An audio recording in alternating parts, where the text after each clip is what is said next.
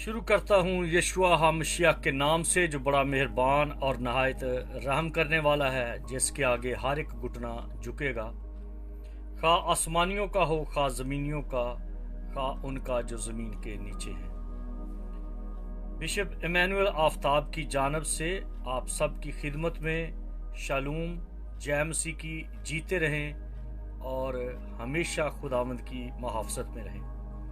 मेरे अजीज़ों, मैं आज आपके साथ एक आयत शेयर करना चाहता हूँ और वो है यिर्मयाह नबी का सहीफ़ा और उसका 25वां बाब। यिर्मयाह नबी का सहीफ़ा और उसका 25वां बाब और आयत है उसकी 6। अगर आपके पास कलाम मुक़द्दस है तो आप ज़रूर इस आयत को पढ़ें और इस पर ध्यान दें, क्योंकि लिखा है, ये मैं पढ़ने लगा हूँ यिर्मयाह नबी का सहीफ़ा, उसका 25वां बाब और उसकी 6 आयत। लिखा है कि गैर मबूदों की पैरवी ना करो। पहली बात, गैर मबूदों की पैरवी ना करो कि उनकी इबादत व प्रस्तश करो और अपने हाथों के कामों से मुझे गज़बनाक ना करो, और मैं तुमको कुछ ज़र ना पहुंचाऊंगा। पर खुदावंद फरमाता है, तुमने मेरी ना सुनी, ताकि अपने हाथों के कामों से अपनी ज़ुबान के लिए मुझे गज़बनाक करो। ये जो है ना, ये जो हवाला पढ़ा गया है, इसमें एक खास बात है कि अपने खुदा के जो फरमान हैं, अगर हम उन पर अमल करें, उसकी बातों को सुने, तो यकीनन खुदा इस बात की गारंटी देता है, इस बात की वो तस्दीक करता है, इस बात की इंश्योरेंस देता है कि मैं तुम्हें ज़र नहीं पहुंचाऊंगा और तुम्हारे जो हाथों के काम हैं उनसे मैं गज़बनाक नहीं होऊंगा।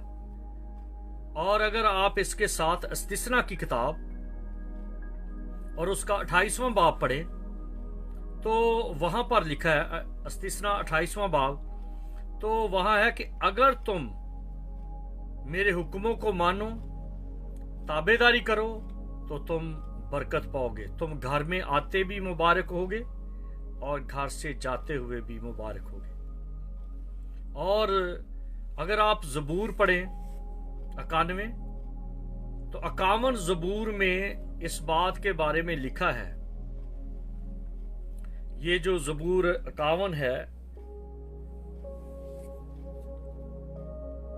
इसमें इस बात की मुकम्मल तसल्ली है कि हम खुदा के हाथ के नीचे हैं।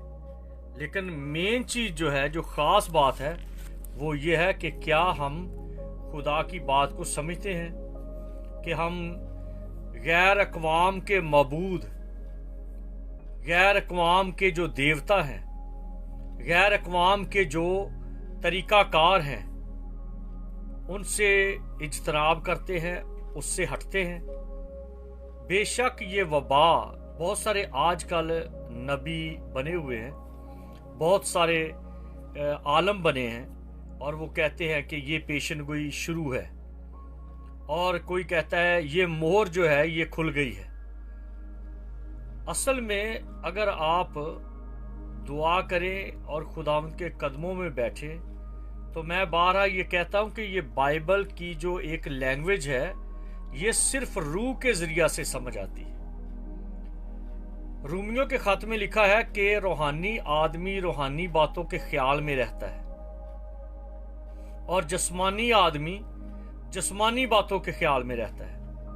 और फिर ये भी है कि जो रूह की बातें हैं वो रूह से परखी जाती है।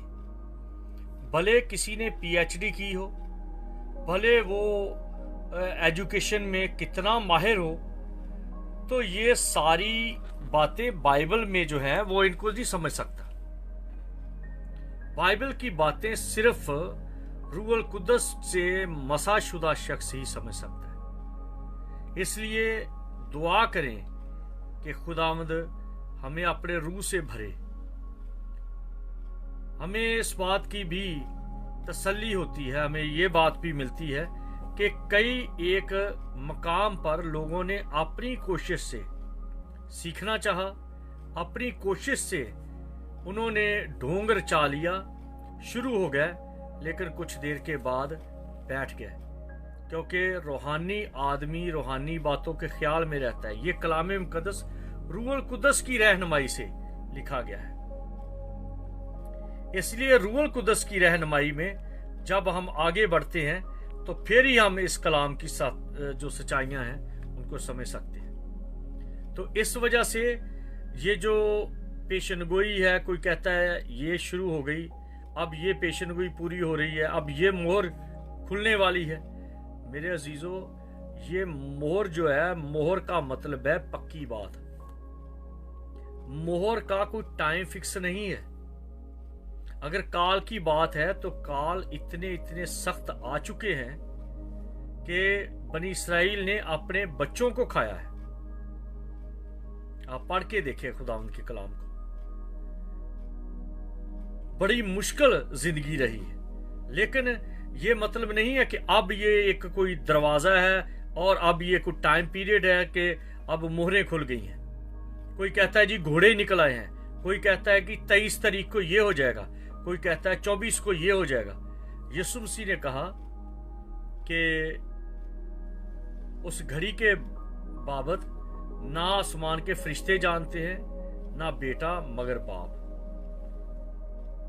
लेकिन जिनमें रूहुल कुद्दस है वो इस बात को समझते हैं, लेकिन वो कुछ चीजें हैं जैसे एटम बम का जो कोड होता है वो खास लोगों के पास होता है। वो आर्मी के लोगों के पास होता है जो चीफ ऑफ आर्मी स्टाफ है, या जो मुल्क का प्राइम मिनिस्टर है, या जो प्रेसिडेंट है। इसी तरह से ये जो खुदा के काम की और कलाम की बातें हैं, ये सिर्फ रूहुल कुद्दस के टाइमिंग में है। ये हर कोई, जैसे जिसे पंजाबी में कहते हैं कि ये ऐरा गैरा नथु खैरा शुरू हो जाए और वो पेशन गोइयां शुरू कर दे, तो कलाम में लिखा है जो झूठे नबी हैं उनको पकड़ो, और अगर वो पूरा ना हो तो उसको मार दो, क्योंकि वो लोगों के ईमान को खराब करते हैं। इसलिए यीशु मसीह खुदावंद ने ये फरमाया है कि तुम बड़ी बड़ी अफवाहें सुनोगे, यहां तक कि तुम्हारे सुन के जान में जान ना रहेगी। जब ये कलाम मुकद्दस आपके पास है तो आप खुद पढ़ें इसको। ये आपकी लैंग्वेज में है, ये उर्दू में है, जो अंग्रेजी जानते हैं अंग्रेजी में है, ये अरबी में है, फारसी में है, हिंदी में है, सिंधी में है, हर एक जुबान में ये कलाम है। आप फिर एक किसी ऐसे शख्स के पीछे लग जाए, जैसे आजकल बड़े ढोंगची हैं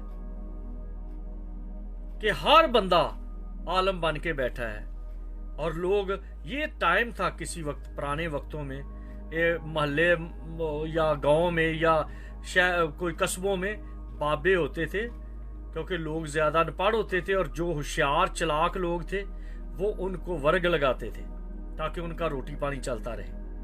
अब ये टाइम नहीं है। खुदा का कलाम आपके हाथ में है, आपकी समझ के मुताबिक है। आप खुदा के कलाम को पढ़े, और जैसे ये अभी मैंने ये हवाला पढ़ा है कि गैर मबूदों की पैरवी ना करो। मबूद आपका यीशु नासरी रहना चाहिए। हमेशा इस बात का यकीन रखें कि मेरा मबूद यीशु नासरी है, मेरा खुदा यीशु नासरी है। खुदा का मतलब है जिसे माना जाता है, जिसे पूजा जाता है। और आज अगर लोग पादरियों को मानना शुरू हो गए तो वो गैर मबूद है। वो जैसे नबूकतनज़र ने कहा कि मुझे झुककर सजदा किया जाए। आज बहुत सारे पादरी हैं जो समझते हैं कि सिर्फ उनके पास आसमान की बादशाही की कुंजी है, उनके पास चाबी है, लेकिन वो आसमान खुलता है यीशु के नाम में। इसलिए इस बात को जहन में रखें कि ये पीर परस्ती और गैर मबूदों की पैरवी ये मबूद बने हुए हैं लोग। फलां ने कह दिया अब ये होने वाला है, फलां ने कह दिया ये होने वाला है। उनको छोड़ो, देखो कि यीशु मसीह ने क्या कहा। क्योंकि हमारा जो खुदा है, हमारा जो निजात दहिंदा है, हमारा जो शाफी है, हमारा जो मालिक है, हमारा जो परवरदिगार है, हमारा जो राज़क है, हमारा जो यहोवा येरी है, हमारा जो इल्मो कुल है, हमारे चेहरे की रौनक, हमारे दिल की तसल्ली, हमारी प्रोटेक्शन सिर्फ खुदावंद यीशु मसीह है। इसलिए उसने कहा कि मैं अपना इत्मीनान तुम्हें दिए जाता, तुम्हारा दिल ना घबराए।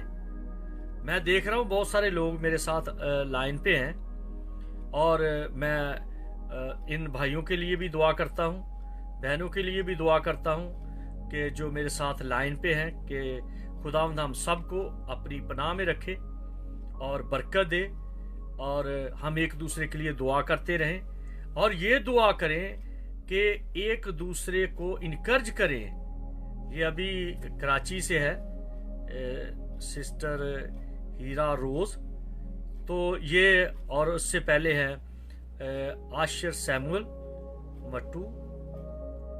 तो ये जो लोग मेरे साथ ऑनलाइन है, मैं उनके लिए दुआ करूंगा। और भी अगर किसी की दरख्वास्त है दुआ की, और अगर किसी का सवाल है तो वो भी लिख सकता है, क्योंकि हम एक फैमिली हैं, हम खुदा के लोग हैं, हम खुदा के घर के लोग हैं। अगर ऐसा ना होता तो कभी खुदा हमें अपने कलाम ये किताबी सूरत में ना देता। यिर्मयाह नबी ने ये जो आयत लिखी है, ये जो 25वां बाब है, इसकी 6ठी आयत में जो लिखा है कि गैर मबूदों की पैरवी ना करो। गैर मबूदों की, हम दाएं बाएं लोगों की कॉपीज करते हैं, दाएं बाएं लोगों को देखते हैं कि उनका तरीका कैसे है, वो अपने पीरों को, अपने मुर्शिदों को कैसे मानते हैं।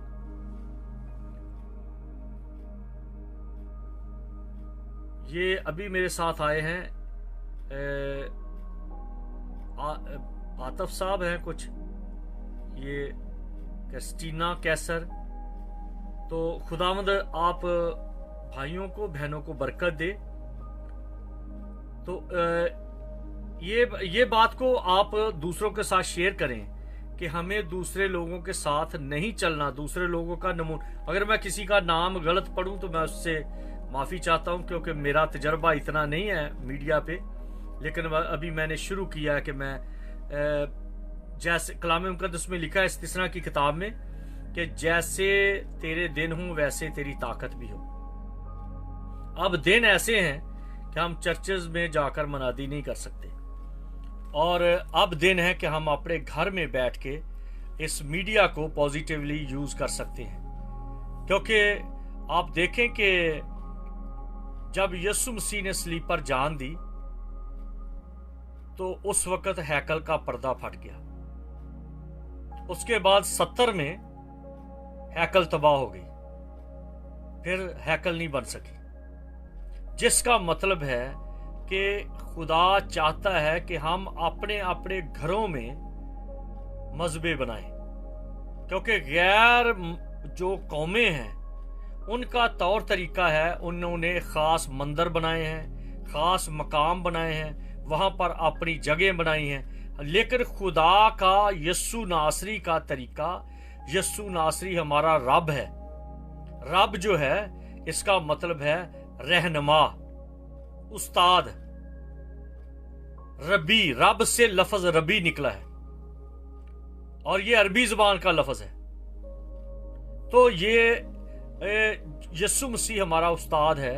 उसने कहा जहां 2 या 3 मेरे नाम से इकट्ठे होंगे मैं उनके दरमियान हाजिर हूंगा।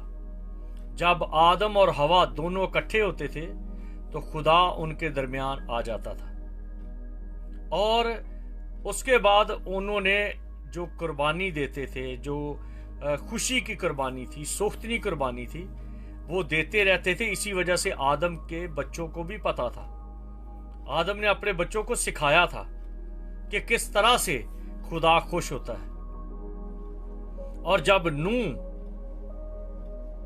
उस कश्ती से निकला तो उसने भी सुख्तनी कुर्बानी दी, वो भी अपनी फैमिली के साथ था, उसने भी मजबा बनाया, इब्राहिम ने मजबा बनाया।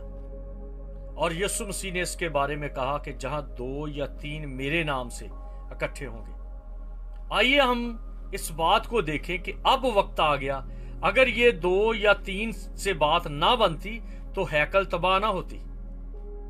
खुदा चाहता है हम अपने घरों में, हमारे घरों में ये सिस्टम शुरू हो जाए, हम अपने घरों में इबादत शुरू करें। आप एक कपड़ा लें जो साफ कोरा कपड़ा हो, जो आप आमतौर पे इस्तेमाल नहीं करते, तो जब उसको आप खास काम के लिए रखते हैं तो वो कपड़ा ज़मीन पे बिछाएं, आप अपने बच्चों के साथ बैठें, दुआ करें, क्योंकि जब मिलकर दुआ करते हैं तो हमारी प्रोटेक्शन होती है। इब्लीस का जो बड़ा टारगेट है वो खानदान है। ये जो चर्चेज हैं, ये यीशु ने तो किसी जगह पे चर्च के बनाने की कोई तालीम नहीं दी, बल्कि उसने तो बिल्डिंग्स की जो नफी की। शिगिर्दों ने बड़े खुशी के साथ कहा कि खुदावंद देख ये कितनी बड़ी खूबसूरत बिल्डिंग्स है। तो यीशु मसीह ने कहा कि इस पे एक पत्थर पे पत्थर बाकी नहीं रहेगा जो गिराया ना जाएगा। लेकिन उन्होंने एक खास बात कही जो कभी कोई उसको तोड़ नहीं सकता, वो है कि जब मिलकर तुम दुआ करोगे, 2 या 3 यानी मियां बीवी और आपके बच्चे, एक बच्चा या बड़े बच्चे, तो खुदा वहां पर मौजूद है। और ये बात ना समझे कि अगर किसी की शादी नहीं हुई, कोई अकेला भाई है या बहन है, तो उसके साथ खुदा नहीं, बल्कि खुदावंद कहता है मैं तुझे अपने हाथों पर उठाए फिरूंगा। लेकिन इब्लीस का जो टारगेट है वो ये है कि वो फैमिलीज को तबाह करे। उसने पहला अटैक बागे अदन में किया और आज भी वो फैमिलीज पे अटैक करता है। कभी वो बीवी के जरिया से अटैक करता है, कभी वो हस्बैंड की वजह से की तरफ से अटैक करता है, ताकि दुआएं रुक जाएं। और जो दना लोग हैं, जो खुदा के लोग हैं या जिन में मसीह की अकल है, वो ऐसा मौका नहीं आने देते कि कभी उनकी दुआ रुके। अगर बीवी से कोई गलती हो गई तो बीवी फौरन कह देती है सॉरी, और अगर हस्बैंड से गलती हो गई, हस्बैंड कहता है सॉरी, ताकि उनकी दुआएं ना रुक जाए।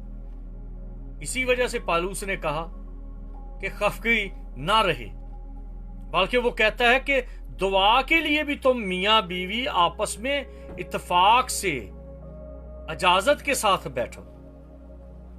ये नहीं कि बंदा जो है वो बस हर वक्त मसल्ले पे बैठा रहे, या औरत जो है वो एक टोपी वाला बुर्का पहन के बैठी रहे, उसके ऊपर एक ऐसा ही उसने एक अलग ही रूहानियत का लबादा पहना हो।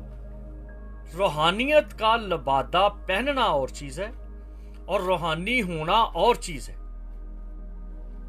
हर वक्त खुदा खुदा करते रहना, ये बेफायदा खुदा का नाम लेना है। कई ऐसे हालेलुया हालेलुया हालेलुया, उनको ये नहीं पता होता कि कहां पे हालेलुया कहना है और कहां नहीं कहना। हर बात में वो कहते हैं जी कलाम में लिखा है हर बात में, भाई हर बात में खुदा का नाम पाक है, खुदा आपके दिल में होना चाहिए।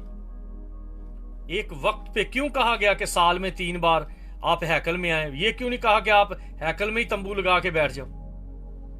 जो खुदा का टाइम है खुदा को दो, जो फैमिली का टाइम है फैमिली को दो, जो जॉब का टाइम है जॉब करो, अपने काम पे जाओ। हर चीज को हमारा खुदा जो है वो तरतीब का खुदा है। बेतरतीबी जो है ये खुदा को पसंद नहीं। आज लोग प्रॉस्पेरिटी के मैसेज सुनना बड़ा पसंद करते हैं। लोग कहते हैं कि जी खुशहाली का पैगाम हो, ये पादरी बड़ा अच्छा है जो कहता है बस दुआ करो तो तुम्हें ये मिल जाएगा, दुआ करो तुम्हें ये मिल जाएगा। दुआ तो ये भी बताओ कि दुआ करने वालों के बारे में ये भी है कि वो आजमाए जाते हैं। आप क्यों इतनी महंगी महंगी गाड़ियां लेते हैं? क्योंकि वो आजमाई जा चुकी हैं, वो धोखा देने वाली नहीं है, वो मजबूत गाड़ियां हैं, उनका पिकअप अच्छा है, वो 4 व्हील है, वो चढ़ाई चढ़ सकती हैं, उनका जो मोशन है वो टूटता नहीं है। तो इसलिए आजमाए जाते हैं, और खुदा ने हर तरह से आजमाए गए, नबी, पैगंबर, रसूल आजमाए गए, यहां तक कि मसीह खुदावंद को भी कलाम में लिखा है वो हमारी तरह आजमाया गया लेकिन बेगुनाह ठहरा। एक जो शख्स ये समझता है कि बस मैं तो इबादत, वो तो उन्होंने ऐसे किया चर्चेस को जैसे उन्होंने शेयर खरीदे हुए हैं। आजकल मैं कुछ और भी सुन रहा हूं, हर कोई शख्स कहता है जी पादी साहब हमें आप नहीं दे रहे, हमें आटा नहीं दे रहे। भाई अभी तो 1 महीना हुआ है, तुम अपनी सालियों की लड़कियों के या सालों के लड़कों के या और रिश्तेदारों की शादियों पे कहां से पैसा निकाल लेते हो? अब 1 महीना हुआ है लॉकडाउन हुए, और अभी आपके साथ छज छाननी खत्म हो गया, सब कुछ है नहीं जी, आटा नहीं जी साढ़े कोल, असे खाइए कितों? अब क्यों एकदम खत्म हो गया? दना शख्स, कलाम मुकद्दस में लिखा है, आप पढ़ के देखिए अमसाल की किताब उसका 31वां बाब, दना औरत अपने घर में संभालती है, रखती है, और उसके घर में खाने की कमी नहीं होती। वो थोड़े से थोड़े को भी अपने लिए इस्तेमाल करती है, अपने खानदान को बचा लेती है, अपने खानदान को संभाल लेती है। लेकिन अब क्या है, क्योंकि ये खास शर्म की बात है कि आप पास्टर्स को अगर 10 रुपए चंदा देते हैं तो अब उनसे आप चाहते हैं कि जी वो हमने जो चंदा दिया होगा, क्योंकि वो हमने आपके चर्च की इंश्योरेंस ली थी, इसलिए अब टाइम आ गया, अब आप हमें रिटर्न करें। क्या बरकत मिलेगी? आपने पास्टर की तो जिम्मेदारियां हैं कि वो आपका ख्याल करे, आप जो काम करते रहे आपकी जिम्मेदारी नहीं कि आप बुरे वक्त के लिए अपने बच्चों के लिए कुछ तरतीब देते, आप अपने बच्चों के लिए केयर करते कि हमें किस तरह से बुरे वक्त के लिए कुछ संभाल के रखना है? नहीं, ये तो सिर्फ खादम की जिम्मेदारी है, ये तो पास्टर की जिम्मेदारी है। और आजकल ये मैं देख रहा हूं बड़े बड़े पास्टर हैं, पता नहीं क्या क्या कर रहे हैं, अपने आप को साबित कर रहे हैं कि हम बड़े पैसे वाले हैं। मांगते हो लोगों से, चंदे मांगते हो लोगों से, अपनी आप तो तुम्हारी कौन सी सूत्र मिलें चल रही है या शुगर मिलें चल रही है? क्या लोगों को साबित करना चाहते हो कि आप बड़े अमीर हो, आप बड़े रिच हो? वो मांगने वाला जो है वो कहां का प्राउड कर रहा है? कई कहते हैं जी आओ जी हम ऑनलाइन पैसे देंगे। वो एक मां, पहले आप दूसरों से मांगते हो, पता नहीं क्या क्या झूठ फ्रेब कर करके लोगों से मांगते हो, और फिर अपनी अमीरी जिता रहे हो। शर्म की बात है, ये शेखी बाजी है। और कलाम मुकद्दस में लिखा है शेखी बाज खुदा की बादशाही के वारिस ना होंगे। भले वो पैसे की शेखी हो, भले वो कपड़े की शेखी हो, भले वो किसी चीज की हो, वो इसी जमीन का ही सिस्टम है। वो अपना अजर पा चुके, किसको दिखा रहे हैं? किसको चाहते हैं कि आपकी बढ़ाई हो? किसी का रब गोरा है और किसी का रब काला है। क्यों ये दिखाया जाता है वीडियो बना बना के? क्यों ये शोबाजी की जाती है? ताकि सब राजी तो सब राजी, साहब को दिखाया जाए कि जी हमने साहब जी ये देखो हमें इतने पैसे चाहिए क्योंकि हम ये कर रहे हैं, साहब जी हमें दो। वो बेचारे को आटे की जरूरत अगर आपने दे दिया है, पहले तो आप ये पास्टर्स की जिम्मेदारी है खुद तालीम हासिल करें और फिर लोगों को घर का बजट बनाना सिखाएं, सेमिनार करें अपने चर्चेज में, उनको अपना खाने पीने का बजट का सिस्टम बताएं। एक पास्टर को, क्योंकि पास्टर का मतलब होता है चरवाहा, पास्टर का मतलब होता है सिखाने वाला, चराने वाला। दाऊद क्या कहता है? मेरा खुदा मेरा चपान है, मेरा खुदा मुझे सिखाता है। हम खुदा की तरफ तो एक ही ड्रामा रखा हुआ है ना कि आओ तो तुम्हें शफा देंगे, आज वो तुम्हें शिफा देंगे, खुद बीमार हैं। एक पास्टर का मैंने सुना कि वो अपने बच्चा हासिल करने के लिए खुद पीरों से दुआ करवाता रहा और लोगों को मुंडे दे रहा है वो। यहां पे क्या आयत लिखी है? यिर्मयाह 25वां बाब और उसकी 6ठी आयत, गैर मबूदों की पैरवी ना करो। ये गैर मबूदों का तरीका है, ये शर्म की बात है। हमें जरूर रहनुमाई देनी है लोगों को उनके सेमिनार करवाएं, फैमिली मैटर पे, बच्चों की नशोनुमा के लिए सेमिनार करवाएं, फैमिली लाइफ पे सेमिनार करवाएं, और बच्चों के साथ जो नौजवान लड़के लड़कियां हैं उनको बताएं कि किस तरह से जिंदगी गुजारनी है।